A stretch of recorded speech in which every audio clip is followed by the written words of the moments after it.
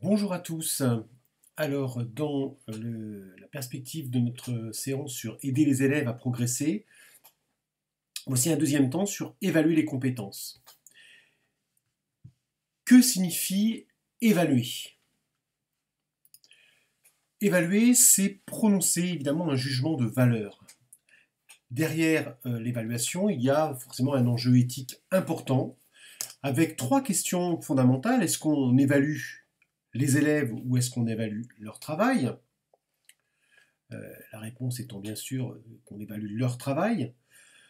L'évaluation, deuxième question, ne risque-t-elle pas de nourrir l'effet Pygmalion? Toujours se méfier du fait que le lien qui peut rapprocher l'enseignant et l'élève peut conduire l'élève à évidemment se dépasser. Hein. L'effet Pygmalion, c'est ce qu'on appelle aussi l'effet Rosenthal et Jacobson, c'est-à-dire le fait que les performances puissent être améliorées en fonction du degré de croyance qu'un enseignant peut apporter à la réussite du travail d'un élève. Et puis troisième objection, troisième question qu'on peut se poser, c'est comment évaluer sans dévaluer? Alors pourquoi est-ce qu'on évalue? Pourquoi est-ce qu'on évalue? On évalue, si on regarde un peu dans un concours, pour sélectionner les candidats. Dans le secondaire, en collège, en lycée, on évalue pour savoir où en sont les élèves. Mais, ne nous cachons pas, on évalue aussi pour départager, selon les différentes filières, certains élèves. L'évaluation est alors un critère de classement. Dans cette séance de travail, on va s'intéresser plutôt à la partie évaluation pour savoir où en sont nos élèves. Hein. Et là, la question de l'évaluation, elle se pose à la fois en début de séquence pour orienter notre démarche d'enseignant, c'est ce qu'on appelle l'évaluation diagnostique. Elle se pose en cours de séquence pour réajuster en fait la démarche de l'enseignant, c'est ce qu'on appelle l'évaluation formative. Et puis, elle se pose aussi en fin de séquence pour savoir ce qui est véritablement acquis par les élèves. C'est ce qu'on appelle l'évaluation sommative. En cela, l'évaluation constitue un outil de pilotage pour l'enseignant. C'est un outil pédagogique. Mais l'évaluation, elle ne sert pas uniquement à l'enseignant, elle sert aussi à l'élève, ou elle devrait servir aussi à l'élève, pour qu'eux-mêmes sachent où ils en sont. Et donc, à ce moment-là, l'évaluation constitue aussi un outil d'aide aux apprentissages de l'élève. Et c'est vraiment là que l'on va situer notre intervention. L'évaluation, donc, est un outil de pilotage pour l'enseignant. C'est un vrai défi pour lui. C'est-à-dire qu'on doit faire en sorte que l'évaluation sommative devienne finalement une évaluation formative. En gros, dans ce que l'on voudrait, ce que j'aimerais faire comprendre ici et ce que j'aimerais travailler ici, c'est le fait qu'on va travailler sur l'évaluation de compétences, hein, des compétences qui sont évaluées et qui vont être annoncées aux élèves. Hein. C'est-à-dire que dans cette évaluation formative, pour qu'elle soit véritablement formative, il faut qu'il y ait les trois éléments qui sont affichés sur l'écran. Un, la compétence évaluée et la forme de l'évaluation sont pensés ensemble. Lors de l'évaluation de la séquence et de la séance. La compétence évaluée et la forme d'évaluation. On sait ce qu'on veut évaluer, prioritairement, et on va mettre en relation avec les outils que l'on va apporter à l'élève pour évaluer ses compétences. L'élève est informé de là ou des compétences sur lesquelles il sera évalué. Et l'élève est ensuite informé des critères d'évaluation.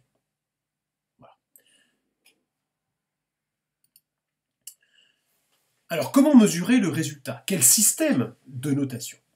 Alors, dans le secondaire, deux systèmes existent. Hein. La note chiffrée, avec ses avantages, c'est la forme la plus fréquente dans le secondaire. C'est celle qui est pratiquée dès l'entrée en sixième, hein. Alors aujourd'hui de plus en plus rarement, mais elle y est dans certains établissements. C'est un instrument de sélection très efficace, hein. Elle permet de départager, ça on le sait, il y a une moyenne, on peut évidemment de manière assez précise, par exemple, attribuer des résultats au concours. Les inconvénients, on les connaît aussi. Elle donne une illusion de précision. Hein. Évidemment, c'est une note très précise, mais derrière, qu'est-ce qu'il se cache? Hein, c'est toujours en fait une moyenne de rien. Hein. Qu'est-ce qu'on mélange? Qu'est-ce qu'on additionne? C'est un outil pédagogique faible pour l'enseignant dans la mesure où il ne nous permet pas de comprendre ce qui ne fonctionne pas chez l'élève, si on peut dire. Ça ne permet pas de comprendre ce que l'élève a appris, compris. Hein. Elle favorise l'esprit de compétition, et ça, on l'avait déjà détecté dès 69, même bien avant, hein, mais en 69, il y a une circulaire hein, dont je rappelle quelques propos. Les travaux scolaires les plus formateurs sont ceux où la préoccupation de la note s'efface, et il faut éluder l'obsession de la note, presque aussi pernicieuse que l'obsession de la place. Bon. Derrière cette note, certes très nécessaire, hein, pour toutes les raisons qu'on en a évoquées précédemment, présente un certain nombre de limites, notamment dans celle qui consiste à aider l'élève à progresser. Alors il existe à côté l'évaluation par compétences, avec différents niveaux de validation. Les avantages, c'est un outil d'appréciation du niveau d'acquisition dans chaque compétence des élèves, à condition qu'on ait bien préalablement défini des compétences fines, précises, et j'en reparlerai tout à l'heure. C'est un outil pour l'élève qui sait où il en est dans sa progression, ce qu'il sait faire à tel stade de son apprentissage, qui ne prend pas les résultats à une évaluation comme étant définitif. Voilà, c'est une évaluation à un temps T. Hein, et c'est aussi un excellent outil de communication aux parents qui est très détaillé. Alors peut-être que ces qualités-là sont aussi parfois des inconvénients. Outil de communication aux parents très détaillé, peut-être trop détaillé, hein, avec un problème de lisibilité, je pense notamment au LSU, au livret scolaire unique. Hein, est-ce que l'on gagne en précision, est-ce qu'on ne perd pas en communication?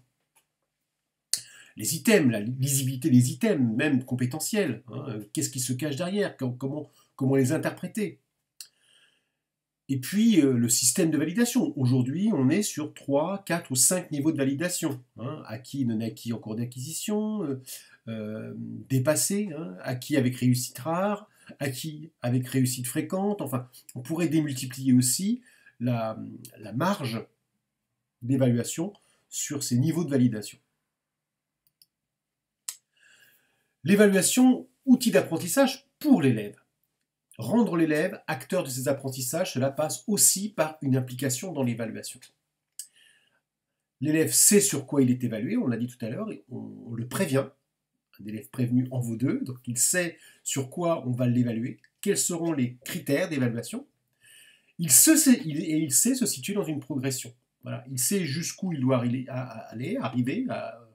et il sait où il en est à tel instant.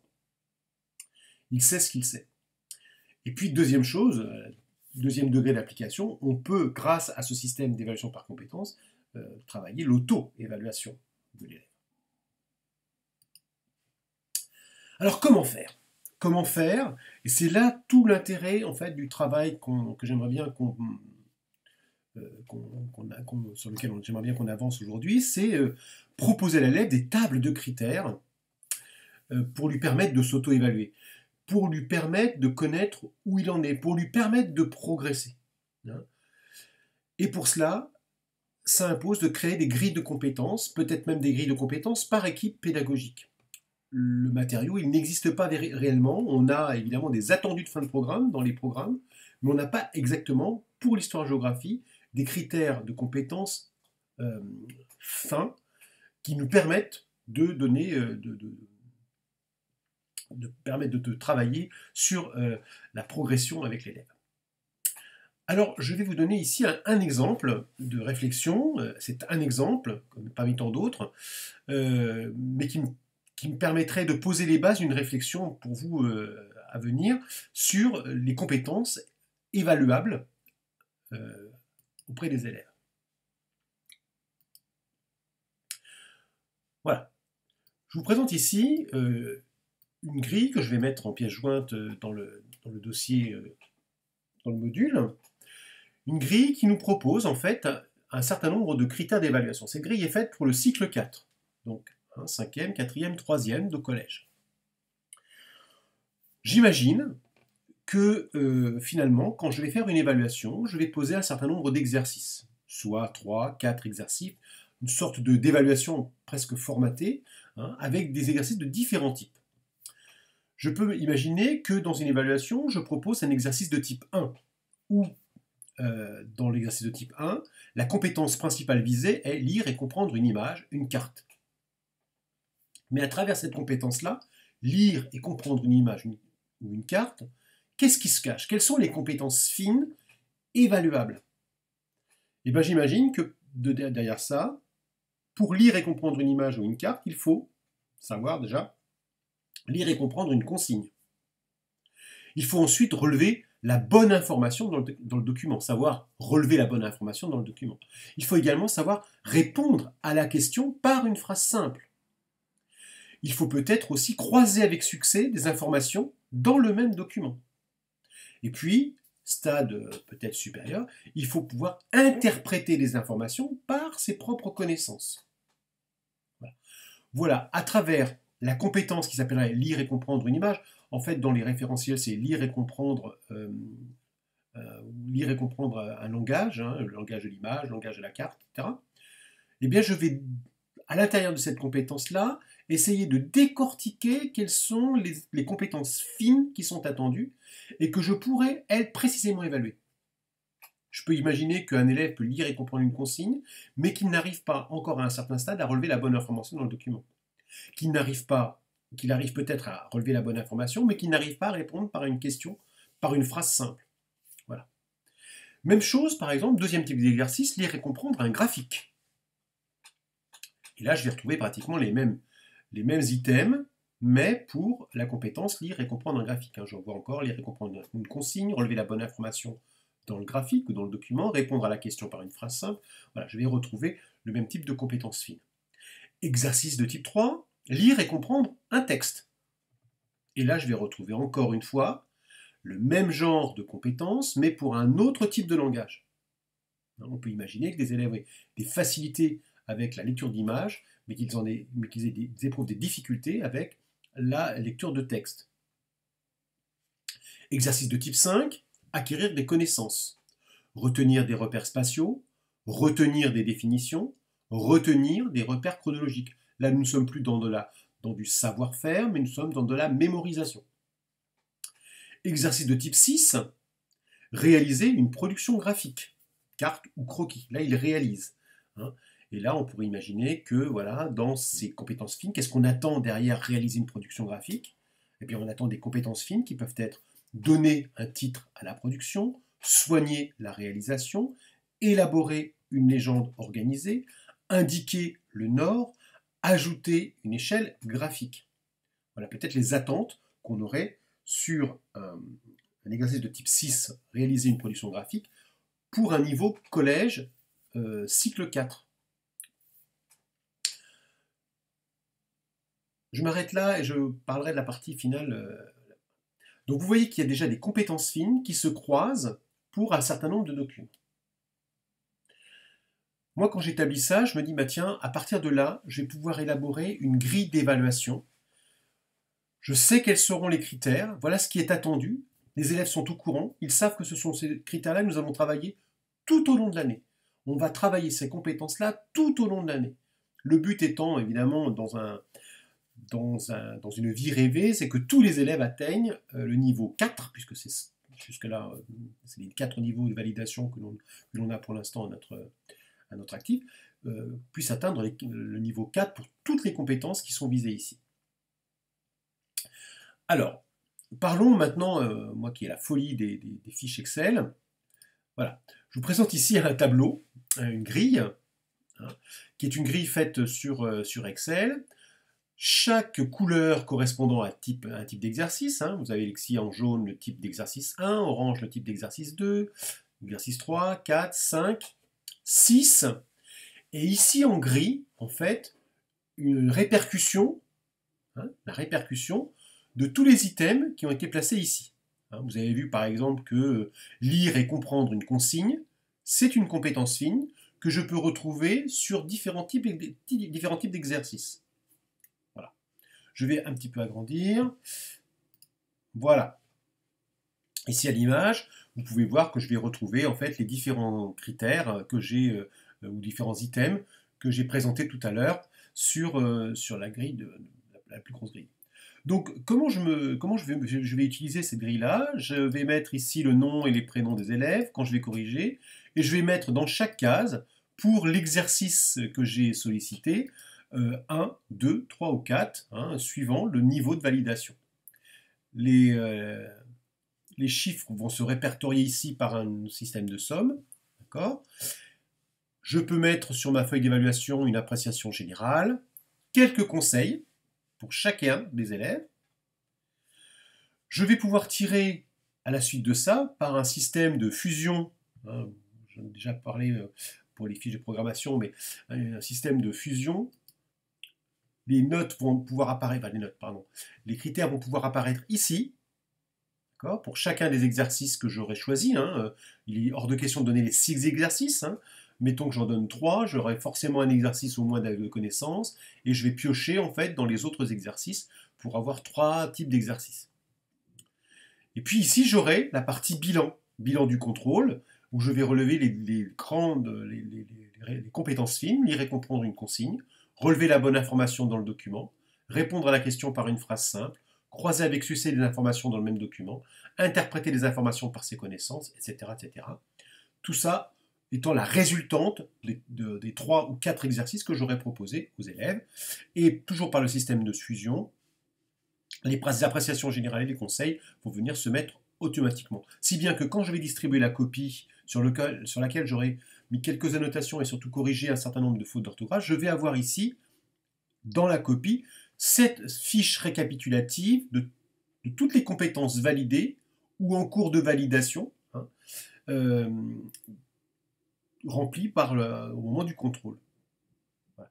Je peux même, dans mon système Excel, là, avoir par exemple une dernière colonne qui serait le bilan trimestriel, voilà, compétentiel. Là, je ferai la somme de tous les contrôles que j'aurais pu faire et en histoire et en géographie, et tout ça va venir se collecter dans une feuille qui s'appellerait bilan trimestriel. Bon. Ce document-là, c'est un exemple. Je le mettrai aussi, je vais le mettre en téléchargement à la suite de ce module, oui. Mais c'est une piste, une idée. En gros, ce qui est intéressant ici, c'est la réflexion que vous allez pouvoir porter sur quelles sont les compétences fines, quels sont les types d'exercices que je peux donner, en fait, voilà, quels sont les types d'exercices que je peux donner aux élèves au courant de l'année, que je vais travailler et retravailler, voilà, et sur lesquels ils seront interrogés. Et pour chacun des exercices que je vais donner aux élèves, quelles sont les compétences fines que je vais travailler pour chacun de ces exercices-là. Voilà. Et c'est sur ces compétences fines que l'élève va pouvoir se baser pour comprendre où il en est dans sa progressivité, dans sa progression des savoirs. Pardon, pas des savoir-faire plutôt, de ses capacités.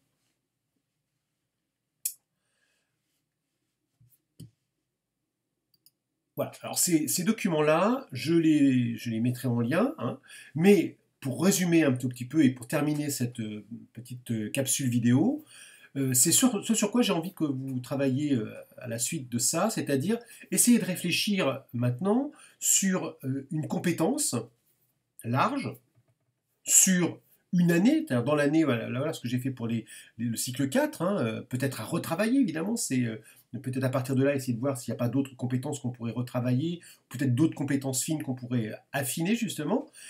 Le même travail pourrait être reconduit aussi également ou étendu au lycée.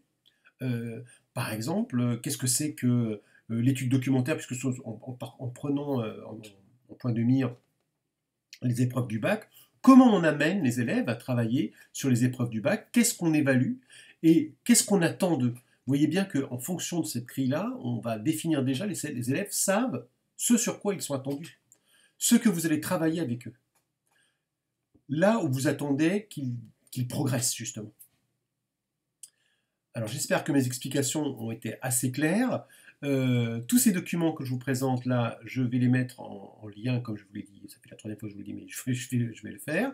Et à vous maintenant, finalement, de vous lancer dans cette approche de compétences fines. Voilà, je vous remercie de votre attention.